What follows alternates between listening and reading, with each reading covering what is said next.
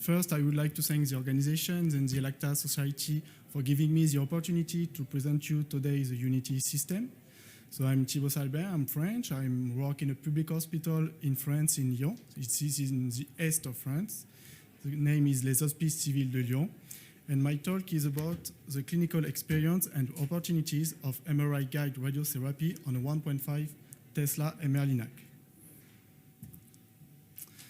So the Unity is the union between one MR system, as you can find in diagnosis department, with 1.5 Tesla from Philips, and a linac from the ELEKTA Society with the multi-leaf collimator agility.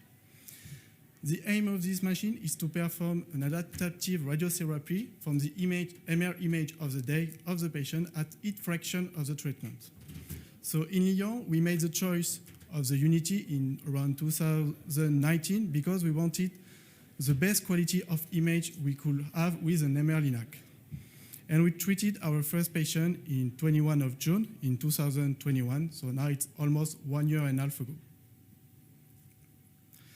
So I will present you first the Unity with the MR part and the linac part. Then we will talk about the workflow, so how to run the Unity system. Then we will see the influence of the 1.5 Tesla magnetic field and how we take it into account. And finally, I will show you how the installation has been in Lyon. So first, let's talk about the Unity and the MR part. So the MR system of the Unity is almost the same as you can find in diagnosis department. The only difference is the adaptation of the cryostat. So the cryostat is where the helium gas here, and the helium gas is used to protect the homogeneity of the magnetic field. So as you can see on this picture, the cryostat has been reduced in the center because the beam has to cross first the MR system and the cryostat before reaching the patient. So the opening in the middle of the cryostat is 22 centimeters. So it's a balance between a good magnetic field of homogeneity and a field size big enough to treat as many patients as we can. On the MR system of the Unity, we have 85 sequences which have been approved by ELEKTA. When I say they have been approved, that means ELEKTA guarantees us that the quality of this image are good in terms of geometric deformation for an adaptive workflow, because we have to do a planification on this image and we have to do the dose calculation on the MR image. So the geometric deformation is something that we think always of. And because it's an MR system from Philips, we also have every diagnosis sequences we could have on the classic MR system from Philips. These approved sequences are only 3D acquisition and most often T1 and T2 ponderation, and the slices, the reconstructed slices are strictly in the axial direction as you can have on the CT scan, again because of the dose calculation we have to do on the MR image. The acquisition time is from 2 to 5 minutes, depending on the sequencing you want to use and the size of the field of view. And the resolution is from 1 to 5 millimeters, depending again on the sequencing you want to use. Here you have an example of two sequences we used to do for pelvis and specifically for prostate treatment. So the only difference is the size of the field of view. As you can see, the resolution of this image is less than 1 millimeter and the acquisition time is still less than 4 minutes. So for an adaptive radiotherapy workflow, 4 minutes for the acquisition time of the MR image is acceptable for us. Here you have different examples of results of MR image we did on the Unity. So I told you it's most often T1 and T2. So for cervix treatment, prostate treatment, pelvis treatment, we always use TD ponderation. So here we have different examples for pancreas, cervix with the T2. And we also have one sequence which is called 3D vein. It's a balance between T1 and T2 ponderation, and we use it very often for liver and kidney treatment. It's a very useful sequence because we can see very well the liver, the kidney, and the tumor sometimes in the liver and kidney. And we have one more acquisition that we use. It's the 2D navigated. So we use it for when organs are moving a lot because we can synchronize the acquisition of the MR image with the bracing. And actually, we can use T1 ponderation, but we don't use it because on the Unity, we cannot perform gadolinium injection, so the T1 ponderation is useless for an adaptive workflow. We only use T2 and the 3D vein. So now let's talk a little bit about the LINAC. So as you can see on this drawing, the accelerated part is out of the MR system and out of the Faraday cage. This is very important because we don't want that the magnetic field affect the accelerated part. So that's why the distance between the source and the isocenter is longer than a standard LINAC, because usually we used to have 100 centimeter, and in this case with the Unity, we have 143.5 centimeter. Because, again, the beam has to cross the MR system before reaching the patient. The tunnel diameter is 70 centimeters, so it's very common, like in thermotherapy, CT scan. The multi-leaf collimator is the agility with 160 leaves, and the difference with the normal agility is because we are at 143 centimeters from the source, the leaf thickness is 7.2 millimeter and not 5 millimeter as we used to have. The treatment technique is only IMRT step and shoot, and leaves are moving in the head-foot direction. This is in order to follow correctly the target motions with the bracing to do tracking later. And the maximum field size is 22 centimeters in head-foot direction because of the opening of the cryostat, and 57.4 centimeters in the left-right direction. And this is because at 100 we have 40 centimeters with the agility, and at 143 we have 57 centimeters. The energy is 7 MV, so it's very similar to the 6 MV you can find on standard LINAC, and it's a free filter field, so FFF beam. But as you can see here on these two Y and X profiles, they are almost homogeneous. This is because of the cryostat, and in our case, the cryostat works as on a filter, and that's why we can get this kind of profiles. And behind the patient, at more than 200 centimeters from the source, we have one portal imaging. So of course, we don't use it for the patient, we use only MR image. But on the Unity, we don't have laser and we don't have the light field. So we have to use the radiation beam and the portal imaging to check the positionment of our QA detector. So now let's talk about the workflow and how to use the Unity to treat a patient, which is the most interesting part from my point of view. So for the workflow, at the beginning, we have exactly the same workflow as a normal treatment. That's what we call the offline adaptive radiotherapy, so the offline workflow. So in Lyon, we do the CT scan in our department, and for the MR image we use for contouring, we use the MR image of the Unity, because like that, we can do the MR image in the treated position for the patient, and we can also anticipate any deformation or any artifact we could have with the MR image, because we use exactly the same sequences we will use during the treatment. Then we have to import everything in Monaco. So Monaco is a treatment planning system we use for Unity. The algorithm is Monte Carlo calculation. So to take into account the 1.5 Tesla magnetic field, Monte Carlo is the only one algorithm which is able to do it. Then we can do fusion, deformable, rigid fusion. Then the physician has to define every structure, so target, organatrix, PTV, and then we can do the planning. So the planning is only IMRT step and shoot technique. And then when the physician approves the plan, we have to check it. So for pre-treatment QA, we decide to use the Delta-4 MR. So we decide to use the Delta-4 MR because we use it already with the thermotherapy in our department. And it was good to have something that we knew already, because with the Unity, everything was kind of new for us, so that's why we decided to keep the Delta-4 MR. Then, when everything is fine, we import every data in Mosaic, so the record and verify of ELEKTA. So Mosaic controls everything with the Unity, Monaco online, offline, the LINAC, and then we can approve the plan, and we are ready for the treatment. So this is just a normal workflow. And then we arrive at the online workflow. So at each fraction, we have two different workflows which are available.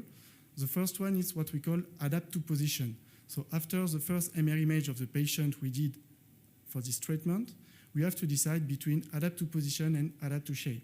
So with the adapt to position workflow, the reference plane is adapted to the patient position of the day. That means we assume nothing changed inside the patient. Structures are still similar as on our reference plane. It's just the position of the patient which is different. Because with the Unity, after we did the MR image, we cannot move, we don't want to move anymore the patient. It's the LINAC which is moving to reach the new position of the patient. And if we decide that structures are different than on our reference plane, so in this case, we use the adapt to shape workflow. In this case, the reference plane is adapted to the patient anatomy and position of the day. So here it's an example of a cervix treatment. So I show you cervix treatment because the cervix location is the location which is that we treat a lot with the Unity, and it's really for this location that the adaptive workflow is very useful. So in this case, on the left, you have the image from the CT scan, so for our reference plane. So in red, it's the gross tumor volume. In yellow, the clinical target volume. And in blue, the PTV. You have the bladder, you have the intestine. And on the right, you have the image of the day, so of the treatment from the MR system. So as you can see, the uterus is still in the same position. So the target we want to treat is still in the same position, and bladder and intestine are very similar than our CT scan. So in this case, we assume that there is only the position of the day which is different. So we want to do the adapt to position workflow. So at the beginning, there is a rigid registration. So it's an automatic rigid registration. So it's only translation in 3 directions. And then we have to do a new calculation of the plane in the new position. As I told you, it's the plane which is adapted to the position. So that means it's the leaves of the MLC which are moving to reach the new position of the target in the patient. So then we do the calculation on the CT scan. For adaptive position, we use the CT scan at hit fraction to make the calculation. And then we can compare the DVH of the adapted plane of the day with the reference plane we got during the offline workflow. If we agree with this, we don't treat directly the patient. We do first a new MR image to check if the patient didn't move during this workflow. And we also do a double MU calculation check. Because the plane we checked it before with the delta 4, that's the plane we changed today. And because the patient is still on the couch, we cannot use again the delta 4 and check this patient. So we have to do this quick check and a new MR image before we treat the patient. This kind of workflow, it's around 25 minutes from the beginning to the end of the treatment. So that's the less that we can do. Maybe we could win some minutes, but 25 minutes, it's the average treatment time for the adaptive position workflow. Okay, so here it's another example for the same patient, but another fraction. And as you can see this time on the MR image, the uterus, so the target that we want to treat, it's on the different position than from our CT scan. So what we should do normally, we should increase margins to take into account the different movement of the uterus during the treatment, but that's not what we want to do with the Unity. With the Unity and the MR-linac, we want to reduce margins to reduce the treated volume.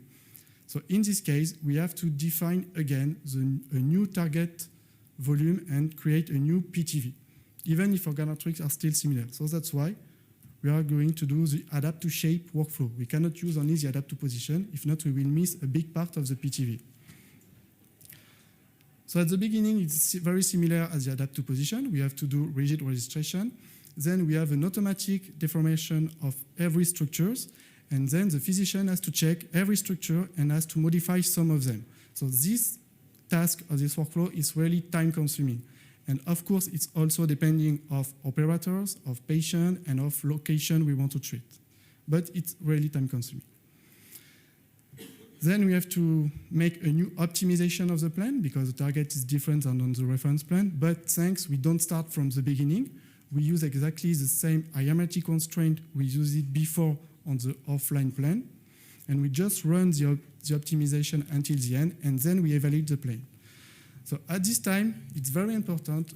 We don't have time to discuss about which dose we can accept on this organometrics, which dose I want to give to the PTV. This is not the discussion you can do during the online workflow. This is what you have to discuss with the physician during the offline workflow as on a normal treatment. At this time, the only thing you have to do is to reproduce the reference plane. That's why even if we never treat the offline plane, this one is very important because at every fraction, we want to reproduce it, even if it's with adapt to shape or adapt to position workflow. So for that, we have different indicators, and you can see quickly if it's yellow or if it's green or red, and you can also compare DVH between reference plane and the adapted plane. So this workflow is longer than the adapt to position because we have to check many things. So it's around 45 minutes to 60 minutes, and of course, again, it's depending on patient. Sometimes it could be more because you have to redo everything again, but this is patient dependent. And before we treat, again, double MU calculation and a new MR image. And after, when you start the plan, you have also an online MR image, which is a CRI, and show you in 3 planes in the middle of the PTV. Like that, you can control at every time if the target is still in the PTV or if you are, and if the patient is not moving during treatment. Oh, sorry. This is another example about the cervix again. So I show you 2 cases of cervix because it's the location for us, which is very important to treat with the MR-linac. So the prescription was 45 gray, 25 fractions, so 1.8 gray per fraction. So it's a normal prescription. We use 9 beams everywhere around the patient. So on the left, you have the reference plane. In blue, the PTV. In yellow, the bladder. In green, the intestine. And in the middle, we have the fraction number 5. So for this fraction, you can see the PTV is very similar as on the reference plane, but the bladder is smaller than on the CT scan. So in this case, the intestine is going down, and the part of the intestine which is really near the PTV is bigger. So in this case, we decide to do a new optimization because we wanted to protect more the intestine and to reduce the 15 gray isodose that you can see in blue. You have 5 minutes. Okay, in the other end on the right, it's another fraction, and here everything was very similar as on the reference plane. So we decided to do adapt to position workflow. I wanted to show you this because it's very important to keep in mind that you don't have to do only adapt to shape for every fraction for this patient, or adapt to position for every fraction. This is a choice you can make after the first MR image during the treatment. So this is a discussion between physician and physicist to decide, okay, for this, today we are going to do adapt to shape or adapt to position. It's useless to do a full adapt to shape workflow, which takes time if you have exactly the same structures as on your CT scan.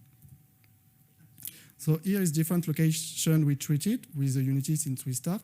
So we started with a hypofractionated prostate, so 60 gray, and only with adapt to position workflow. So since we started to treat with the Unity for 4 months, we use only the adapt to position workflow because it's the only way for us to get confidence with the system, and where we were ready, really, and where we got enough confidence with the system, we decided to do an adapt to shape workflow. So for that, we did a first go live in June with ELEKTA, and we did a new go live in October with ELEKTA. On the Unity, the magnetic field is in the head feet direction. So the beam is perpendicular to the magnetic field. So the Lorentz force is in the 3rd direction. So that means in the X direction, so in left-right direction of the patient. And the Lorentz force affects charged particles. So in our case, it's secondary electrons which are affected by the magnetic field. And normally in the patient, if you have a beam like that, the electrons are going like that in the patient. With the magnetic field, they are going back where they are from, as on this picture. And that's what we call the electron return effect. So here you have different examples of profiles. So with X profiles, with big field size and small field size, in blue without magnetic field, in red with a magnetic field. And as you can see, the X profile is shifted, and also the maximum dose is higher. This is because of the deviation of electron, because their pulse is reduced in the matter, so the maximum dose is higher, and that's also what you can find on the PDD. The shape of the PDD is similar as without magnetic field, but the maximum dose is higher. And one thing very important and where we have a big change is the exit dose, because secondary electrons which are going out of the patient, because of the magnetic field, they are going back in the patient and they contribute to the dose at the end of the patient, and that's why we get a very high increasing of the dose. This is what happened in a homogeneous tissue, but let's see what happened with the presence of heterogeneities. So here you have a comparison between the giant cat simulation and the ELEKTA Monte Carlo algorithm calculation, so with and without magnetic field, so we can focus with magnetic field. And as you can see at the interface between water and lung and water, we have a very high increasing of the dose and then a very high decreasing of the dose. So the very high increasing is because electrons in the lung are going back and contribute to the dose at the interface in water. And in the opposite side, at the end of the lung, electrons are going back, so we have a miss of electrons at the end of the lung, and that's why we have a very high decreasing of the dose. So now how we take into account for treatment.